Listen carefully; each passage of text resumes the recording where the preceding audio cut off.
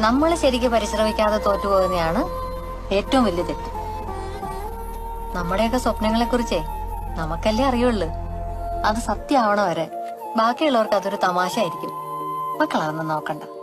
ചിലര് മാത്രമേ നമ്മുടെ സ്വപ്നങ്ങൾ തിരിച്ചറിയുള്ളൂ. അതിനുവേണ്ടി നമ്മുടെ കൂടെ നിൽക്കുള്ളൂ. നമ്മൾ അവരുടെ അടുത്ത് കൂട്ടുകൂടണം. അപ്പൊ അവർക്കൊപ്പം നമ്മളും വളരും, നമ്മുടെ സ്വപ്നങ്ങളും വളരും. ഇങ്ങനെ മനസ്സിൽ കാണണതെല്ലാം ഒരു കഷ്ടപ്പാടുകളും ഇല്ലാതെ ചുമ്മാ അങ്ങ് നടക്കുമെന്ന് മോള് വിചാരിക്കല്ലേ. തടസ്സങ്ങളും ബുദ്ധിമുട്ടുകളും ഒക്കെ ഉണ്ടാവും. നമ്മള് തളർന്നു പോയില്ല.